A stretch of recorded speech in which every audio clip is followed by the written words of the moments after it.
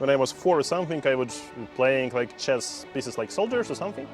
Unlikely today, yeah, like when everyone is trying to hunt down like a new record, yeah, like become the youngest grandmaster, first youngest grandmaster, second, and so on. I don't know, like I don't like losing. I mean, nearly impossible to maintain the level which was in Soviet Union. I don't know, like a couple of years ago, I think it would be like 3 Indians in top 5. Now there are, I believe, no Indians in top 10 because okay, the current rating system is not that fair.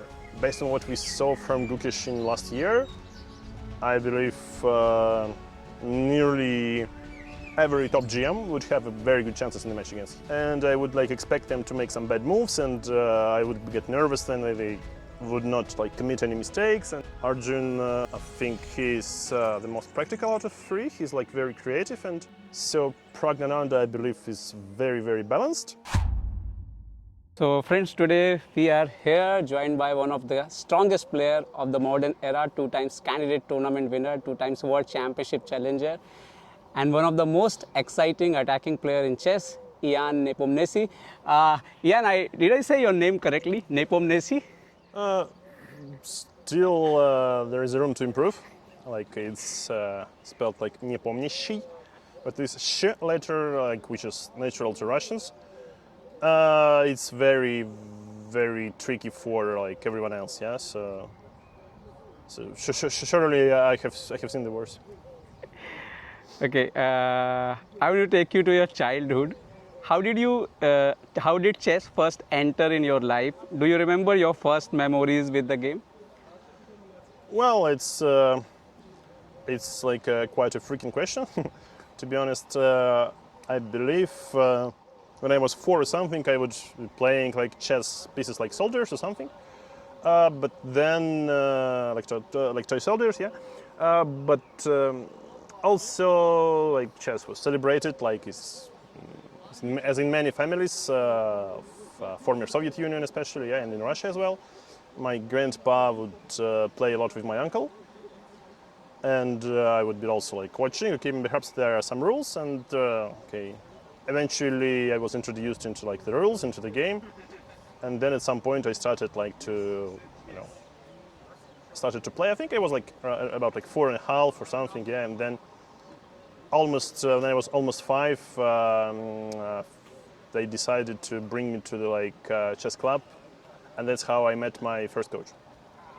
Were there any player you tried to copy or learn from then when you were young? We had quite a decent chess library.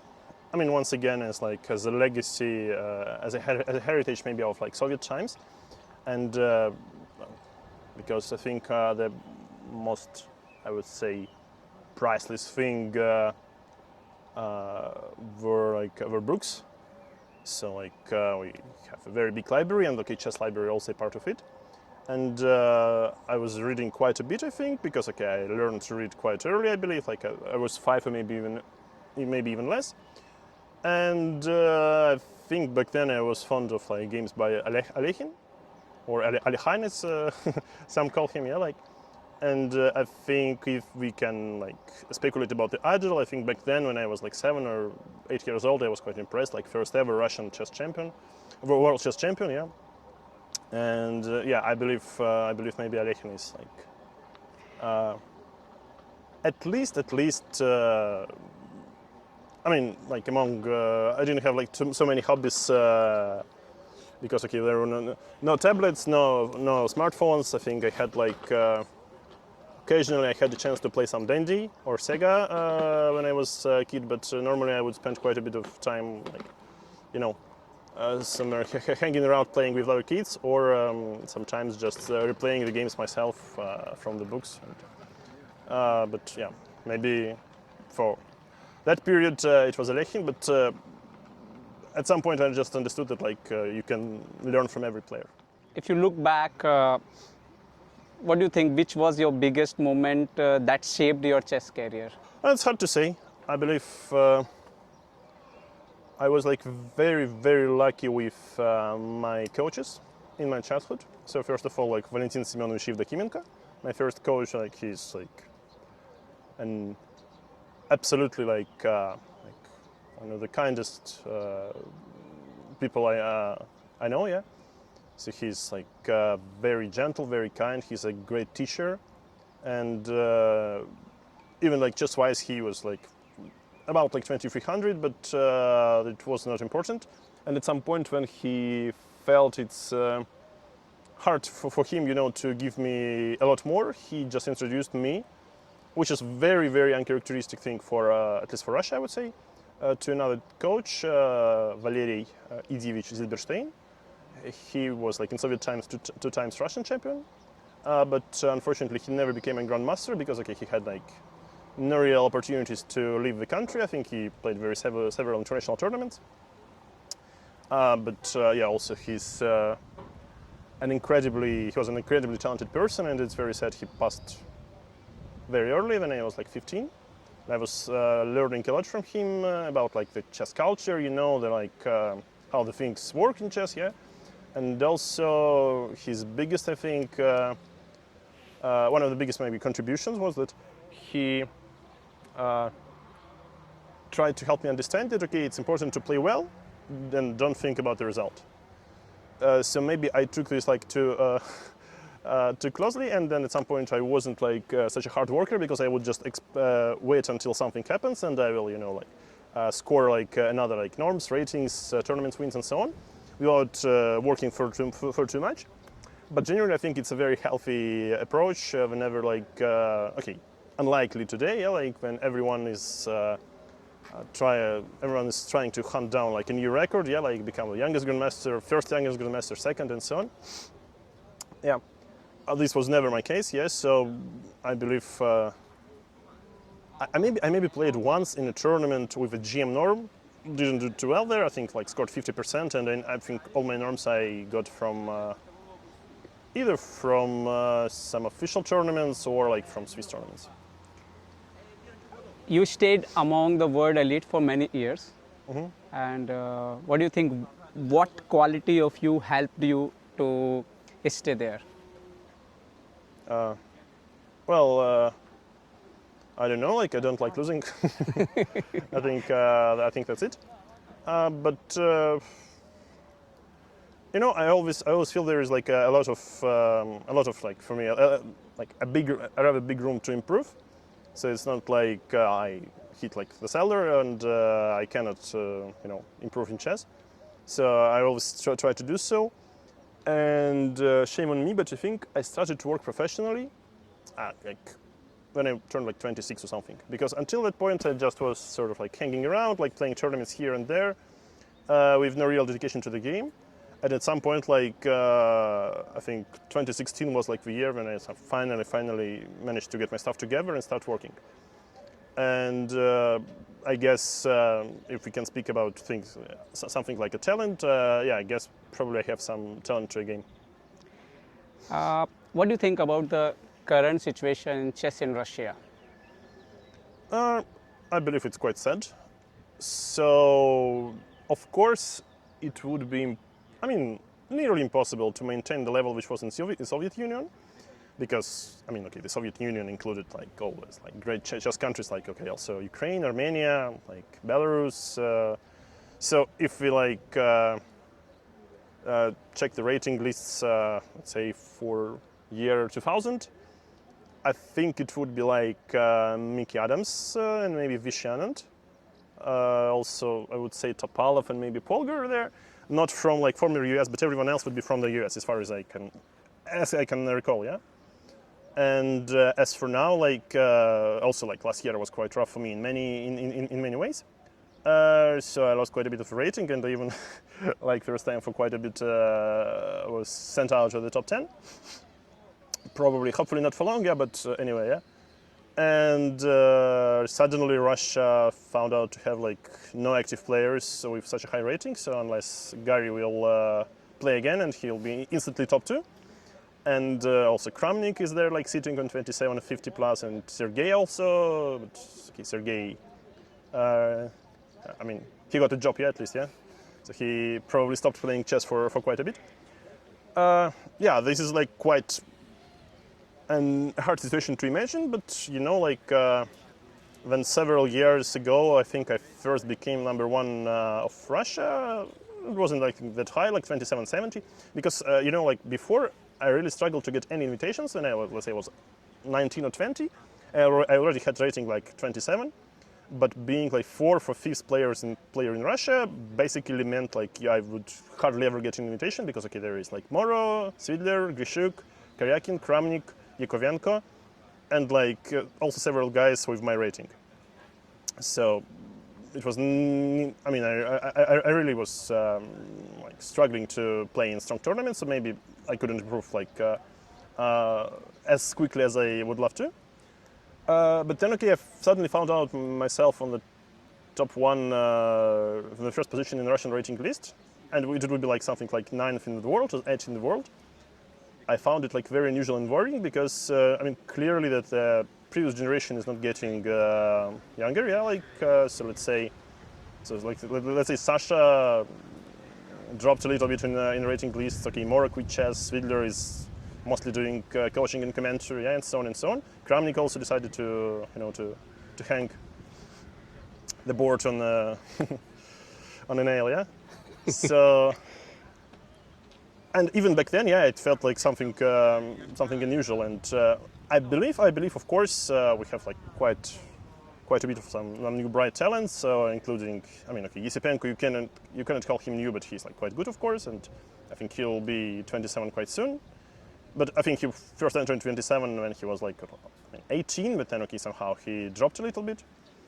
And like, also it's hard to say. I mean, of course, there was serious influence starting with 2022 when okay, a lot of players decided to change federations. And some of them would be about like around 27. Like, okay, I would say Fedoseev is close to top 20 or top 10 when he's in good form. I mean, Sarana. Also, I believe Pragg, and I think Sugirov at some point he was 27. But it's like some bright spark from every player, but it's not something like we used to see, like hanging like I don't know, like 3 or 4 Russian players hanging around like in top 10. Yeah, like I believe like as it would be before. So that's a big problem, and I still believe that rating is quite, you know, is very fluctuative because. For example, I don't know, like a couple of years ago, I think it would be like 3 Indians in top 5. Now there are, I believe, no Indians in top 10. Maybe Arjun is back, but maybe not. Okay, I mean, once again, I think it's insignificant because okay, the current rating system is not that fair after all.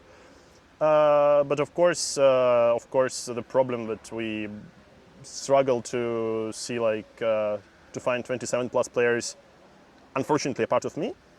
This is this is, you know, a bit worrying, yeah, but. Hopefully, like you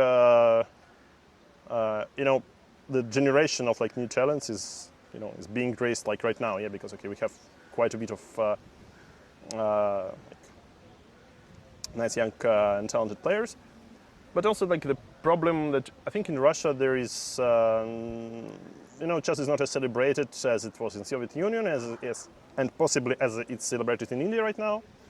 Because it like for me it's a lot of common, yeah. Like for example, of course, surely it's great support from the state, from the government, and I think Russia really likes this. But of course, we are always happy to celebrate a good result. But I think the authorities, like Russian Chess Federation, yeah, for example, I think they could do more like to help this result happen. But of course, they're like quite happy, you know, to be a part of every victory. But yeah, you know, you also need to do some job. Okay. Now I want to talk about the candidates and the World Championship. You won the candidates tournament twice. Even one of the time, it's a record. You played really well and you win even. So which was the tougher for you emotionally and mentally? I think Toronto was very tough. Emotionally and mentally, and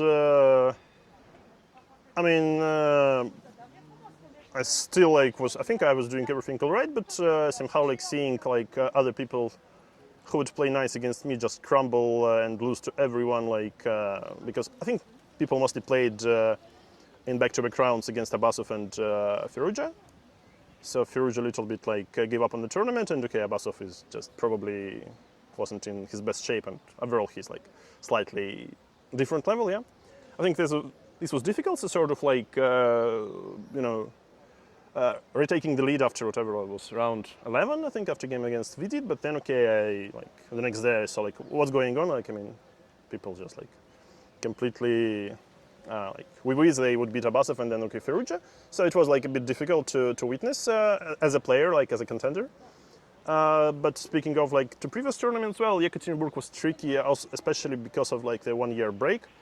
But I think this is surely the thing. I'm not sure it was the thing that helped me to win, but surely I had like a very, very concrete goal, a very clear idea what to do, and I like worked very hard for the whole year. And I think I really improved my chess. So my rating was high, I played like nice, but okay, my chess wasn't that brilliant. I mean, all in all, and I think for this year I surely gained a lot of experience, and also like preparing for a match with Magnus also was fine. And Madrid, it was quite, especially since, as we all know, 2 places would qualify.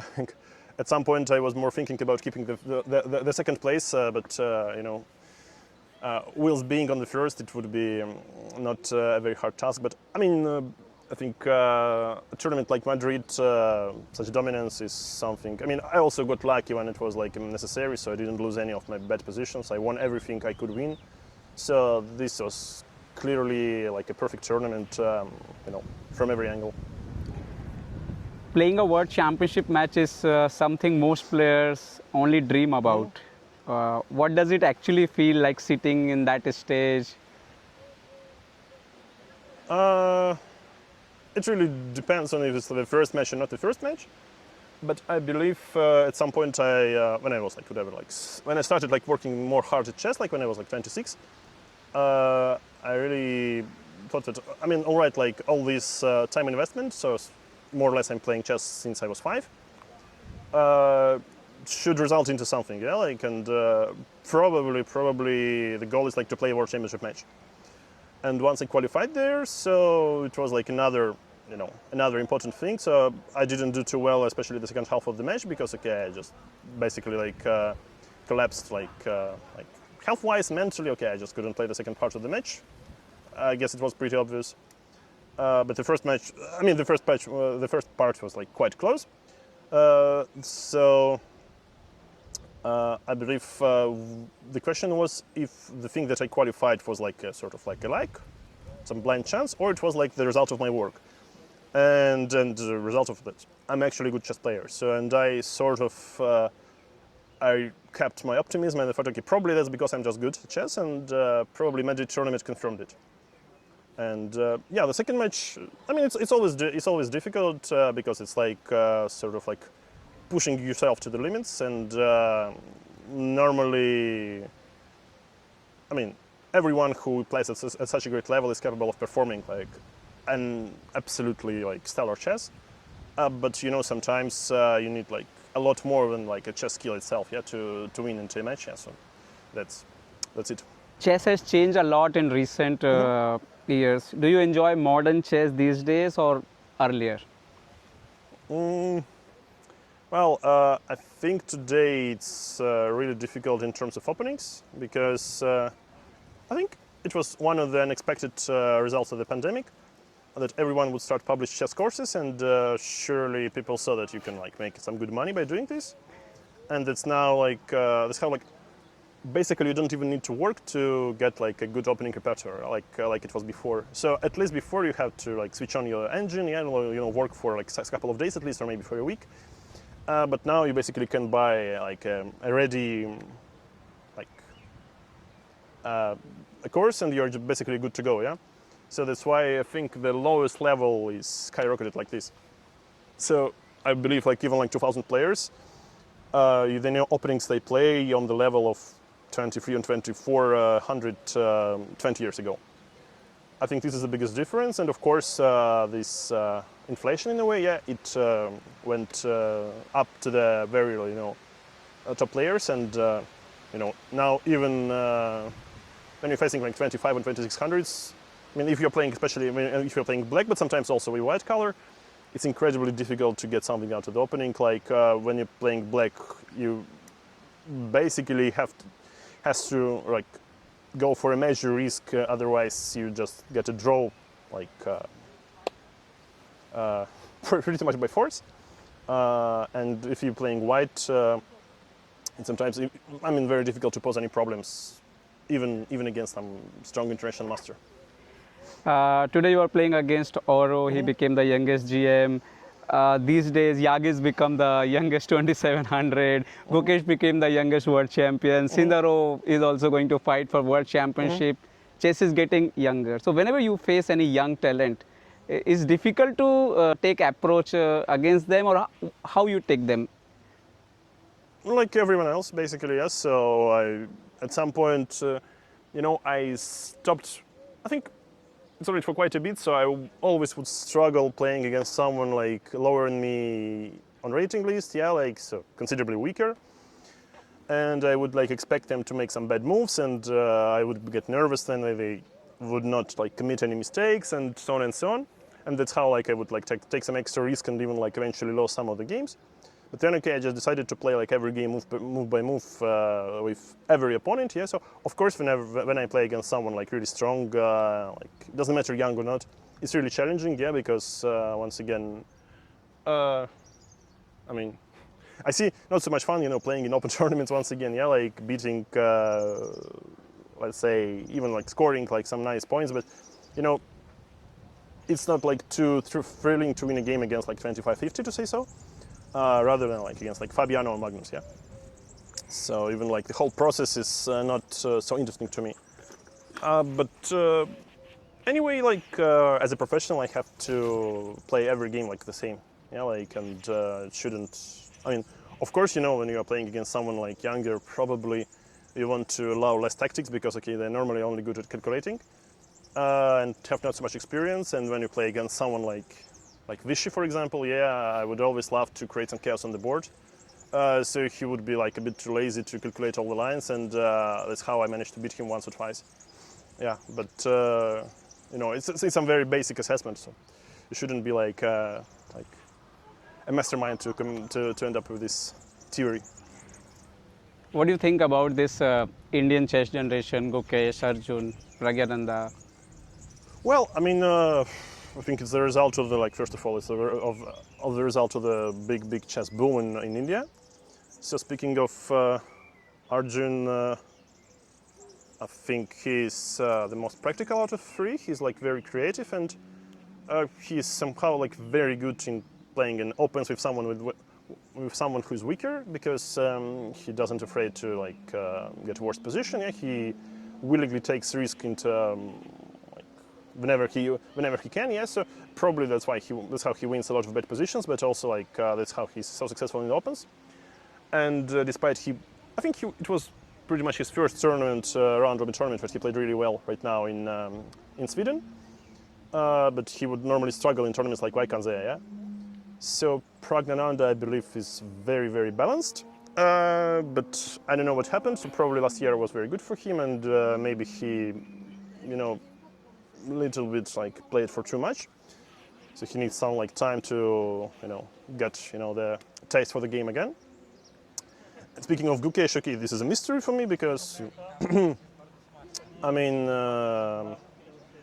so otherwise the difference in his level and between classical, his let's say best games and his best tournaments, and the worst tournaments is a bit strange. And also I believe his blitz and rapid is significantly below than his classical, also rating and the level. And okay, let's say lately he played in Warsaw these days, so I think he didn't score last, but as he did in 2024. But also, I guess, among, let's say, the 2,700 players in classical, he's maybe not by far already, but also, I would say, arguably the weakest player in rapid and blitz. And this is very uncharacteristic for someone of his age, because out of my knowledge, whenever someone young and talented comes, he first and foremost he shines in quicker time controls, and only when he catches up with the classical. And in case of Gukesh, it's completely of the opposite. So it's hard to see. What do you think about Sindarov and Gukesh? There are people who are saying that Gukesh will lose, while Caruana says that Gukesh is just 19. and he's not finished. Yeah, 19, so his best years are already in the past, yeah? Well, I mean, once again, if we would judge on one tournament, so I think this +6 in the candidates where he could arguably score +7 or +8, if he would be a bit more lucky. But I mean, he was like very lucky with the openings, but okay, he could also win against Blue, he was pressing against Anish. So, I mean, judging on this tournament, I guess not so many players would challenge Sindarov in a match on equal terms. But we can also speculate of some tournament like Budapest when the guy scored like 9 out of 10 on the first board. And I guess neither Magnus nor Gary would ever dream about this result. This is like out of this world completely, like 9 out of 10, and he didn't play in the first round as far as I remember. I mean, yeah, just leaves speechless. But based on the what we saw, let's say in Warsaw, it could be anyone's match. Based on what we saw from Gukesh in last year, I believe nearly every top GM would have a very good chances in the match against him, to put it mildly, yeah. Because I mean, he just plays badly, yeah. It's like, I mean, maybe. I mean, of course, like there is like always a chance you have like a bad tournament or a bad sequence, but I mean, for him, it's pretty much lost after the Waikanze in. I think also the match against Zink was like very, very poor from both sides, actually. Yeah, like, okay, the match is like very special by itself. It's like all about psychology, all about like stamina and so on. But speaking of his performance after Waikanze, then I think he clinched for the first. Yeah, he shared the first place. I think he played badly in the majority of the tournaments, and he also overscored. So, which is sort of like disturbing news for his fans and his coaches. And okay, I'm not sure if like he's like taking like a big break from classical chess would help him in a way, like to maintain like his level for the upcoming match. But I mean, once again, yeah, if we speak about like April 16, when okay, the candidates was over, I mean, of course, it's clearly like who is the favorite, and it goes without saying Sindarov is whatever, like 4-1. But you know, we can like see a tournament like in June, in July, in August, and so on, and the situation would change completely. Yeah, because okay, wow, okay, Sindarov also like blunders like crazy. Yeah, like okay, he doesn't understand the position. Okay, come on. And for example, Gukesh on the country plays a good tournament. Okay, who knows? So, as for now, of course, Sindarov like he has like whatever, like 50 more ELO points, and he's clearly on the run, on a hot streak. But I believe a lot of things can happen until November. Okay, last question about you, and then I will finish with fast rapid fire. So, sorry. What goals still remain for you? Did Nepo still dream to become world champion one day? I'm not dreaming. I think it's like quite realistic, honestly. Mm-hmm. So it's probably only thing that keeps me in chess. I mean, in competitive chess, I mean, yes. So it's not like I can like whatever, play for fun. So it's probably, unfortunately, that's why I'm here. Yeah, like so playing the tournament, I would normally never even like look in that direction. Just maybe read about it in the news. Because okay, I don't like opens once again, and then I don't like the current system of